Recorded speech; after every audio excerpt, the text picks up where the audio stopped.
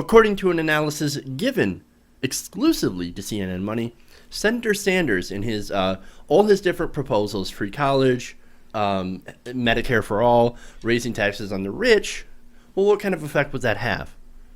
Well, on the economy, according to this analysis, the effect it would have on the economy would create 26 million jobs, reduce unemployment to about 3.8%, and it would end up boosting median income by about $22,000. That's amazing. That's amazing. So this analysis was given to CNN Money, and this comprehensive look at the impact of the Sanders spending and tax proposals was done by economist Gerald Friedman.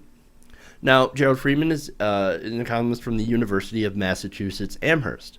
He's a professor of economics. Now, before I go into the details, I have to note, very important note, this analysis was not commissioned by Senator Sanders or anybody related to the campaign, okay? Now, however, on this, Senator's policy director called it outstanding work. And Friedman has worked with Senator Sanders in the past. However, it was never paid. So there's no, paid compensation, nothing like that. They'd worked together once, but this analysis of his plans was not commissioned. So I just want to make that clear in case anybody's like, he just paid him to say that. Or, oh, they're friends. That's why they paid him. No. So this is an analysis, okay? So with all that stuff out of the way, let's kind of break this down. Now, Friedman, in his analysis, found that if Sanders became president and was able to push through his plan through Congress, now that already is, that's best case scenario, right? He gets his stuff through Congress. I realize that it may be a very, very tough sell. That is unless we get our political revolution, which could take a long time. But nonetheless, if everything went the way that he wanted to, the median household income was calculated to be $82,200 by 2026. Now, according to estimates from the CBO, median income should rise to $59,300 under its current projections. $82,000 versus $59,300. Quite a difference, right? By 2026. In addition, under Sanders' proposals, poverty is projected to plummet to a record low of 6%, as opposed to the projection of 13.9% by the CBO. And the economy would grow by about 5.3% per year instead of the forecasted 2.1%.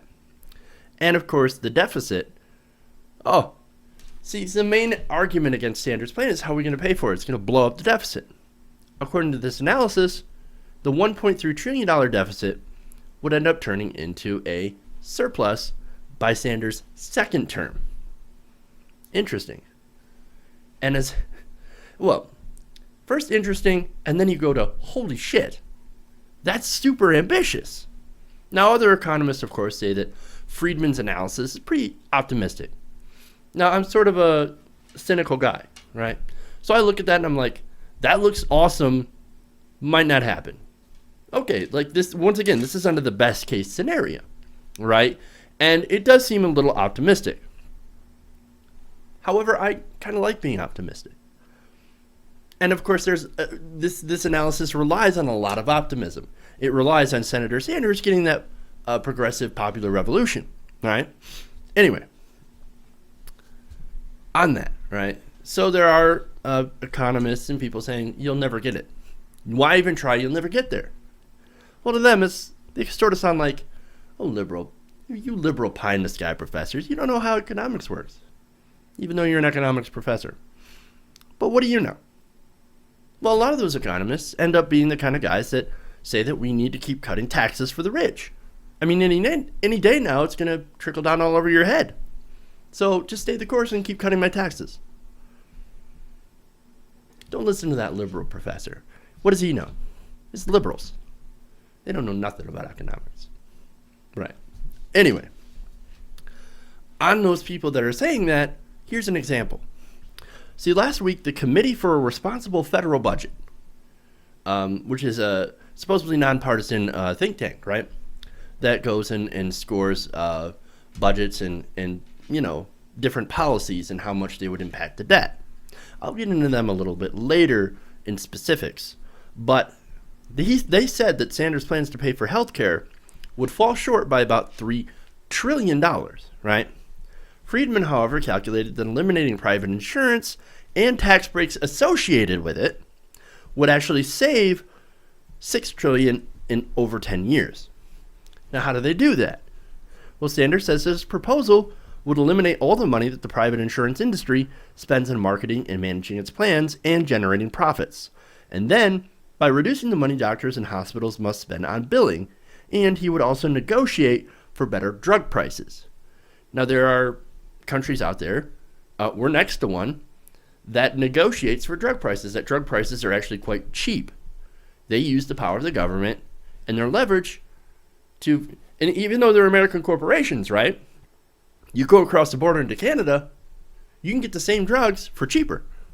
It's because the government says, hey, how about you not gouge our fucking citizens, you assholes? And they listen. It's that market power. I mean, the pharmaceutical industry, they're making billions of dollars overcharging the United States government. That's you. That's your money. They're taking it out of your pocket and going, ha ha. That's why you can charge like $100 for a bag of fucking salt water, saline solution. It's ridiculous. So you actually use the power of the government to put pressure and say, look, we want more of a fair bargain. We still want you to make money. You're a business. We understand that. But this overinflated price, I don't think so. It's basically telling the Martin Shkreli's of the world to fuck off. You play ball or you're not going to get our business. And you rely on our business. So there you go. Now, all that, of course, is projected to save money. And that makes sense, right? And on the tax breaks, when you realize the Affordable Care Act is filled with tax breaks. You also have tax breaks for corporations that you could eliminate for health insurance corporations. And that would save a lot of taxpayer money. And a lot of those little fine details, once you get into them, you start to realize that there's actually a lot of savings there. And there's a lot of waste in the private sector. You cut that waste, well, you're going to save money. Anyway, there's also an analysis done by PolitiFact. Now, according to this analysis, Sanders' plan would save you, the average household, between $505 to $1,823 per year. Now, that's a more realistic estimate. Sanders actually said between $5,000 and $8,000, right? Well, a more realistic, analysis shows that about $505 to $1,800 per year. And you don't have to deal with a private insurance company, copays, or deductibles. That's still savings in your pocket. That's pretty good. It's a savings. If you save money on your health care, it makes sense to pay a little bit more in taxes if you're saving overall. And that's exactly what Sanders' plan wants to do. All right. So now I mentioned the Committee for a Responsible Federal Budget. So I'm going to get into them, right? So I looked into them and I found out that they're actually a billionaire-funded think tank. Big surprise, right? Big surprise. According to SourceWatch, the Committee for a Responsible Federal Budget, or the CRFB, is housed at the New America Foundation. Now, New America Foundation is a 501c3 nonprofit, and it actually got a lot of considerable support and funding from something called the Peter G. Peterson Foundation. Now, who's Pete Peterson? Well, Pete Peterson is a billionaire who's made his fortune from Wall Street. Now, he created the Peter G. Peterson Foundation to fund something called the Fix the Debt campaign, right? So the Fix the Debt campaign. I mean, it seems obvious when you hear the words fix the debt that that's what they want to do. Well, it turns out the entire goal of the Fix the Debt campaign, which is essentially the parent organization for the Committee for a Responsible Federal Budget, is to, quote, reform, or as we know it, cut so-called entitlements. Entitlements. His targets: Social Security, Medicare, and Medicaid. He wants to cut your entitlements. He wants to cut Social Security, Medicare, and Medicaid. Gee, I wonder why a Wall Street billionaire, whose organizations, by the way, have worked on behalf of tobacco companies to make sure that they didn't get an excise tax in the Affordable Care Act, would be against a plan to give everyone Medicare. The same Medicare that they want to cut. Kind of leaves you scratching your head a little bit, right? Not at all. Not only that, but the CRFB and its fixed debt project have actually come under fire for fronting for firms that were pushing something called a territorial tax system. Now, what that would do is that it would have it basically put in place a tax break for profits earned offshore, and they also got are coming under fire for trying to make sure that the budget cuts, things like the sequester, wouldn't affect the profits of defense contractors. So they're on behalf of defense contractors and the tobacco industry. Oh, that's nice. So let's look at their priorities here, right? And let's talk about the Pentagon for a second. So here you have the Pentagon that gets $600 billion a year. That's their funding, the single biggest part of the federal budget, right? And yet has little to no accountability where they spend that money. I mean, we're building a plane that doesn't fucking work. What are we doing? What are we doing? We're wasting money, right? There's no accountability. There's tons and tons of cost overruns. We're wasting $600 billion, or a large chunk of that, right into the military. And here you have something called the so-called Committee for a Responsible Federal Budget, fighting to protect that kind of lavish spending while trying to cut your Social Security, your Medicare. I'm not done. Pete Peterson, man. Now, Pete Peterson also lobbied to keep something called the carried interest loophole.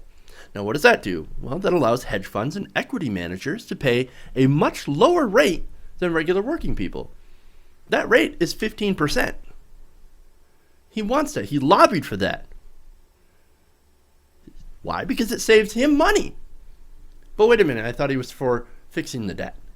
Yeah, he's for fixing the debt on your back, not on his. Now, if you think he's not a big player in the concerted effort to derail people like Senator Sanders, consider this. The LA Times dubbed Peterson, quote, the most influential billionaire business figure in national politics. I wonder why that is. Well, it could be that he spent, or pledged to spend, $1 billion of his fortune on think tanks, studies, commissions, all focused on how to cut your Social Security, your Medicare, and to give tax breaks to people like himself and his rich friends. Not only that, but his organization was partnered with the Simpson-Bowles Commission. Now, if you can remember, Simpson-Bowles was during the debt negotiations where, we had the debt ceiling, part of the grand bargain, right? That thankfully didn't come to pass, but still, the Simpson-Bowles Commission was put together by President Obama to see where we could, cut the budget in order to balance the budget, all right? So the Simpson-Bowles Commission tried to push a massive austerity package through Congress. And guess who was tied to this? Yeah, Pete Peterson. And part of this austerity package was cutting Social Security. Remember, it was on the table. That shit was on the table. Massive cuts. And raising the retirement age, which is essentially a cut. So this guy is about as anti-Bernie Sanders as you could get. This is one of the guys who's criticizing Senator Sanders' healthcare plan. So if you look at the sources and if you look at who's against the plan and you look at why, you realize they're part of the big money machine. They're the people that are funding and getting billions of dollars. They're funding think tanks, and they're getting billions of dollars in tax breaks from the current system. Those are the people who don't want you to overturn that apple cart. They want to keep the system as is. So, with Pete Peterson and the Committee for a Responsible Federal Budget out of the way, I want to go back to Friedman.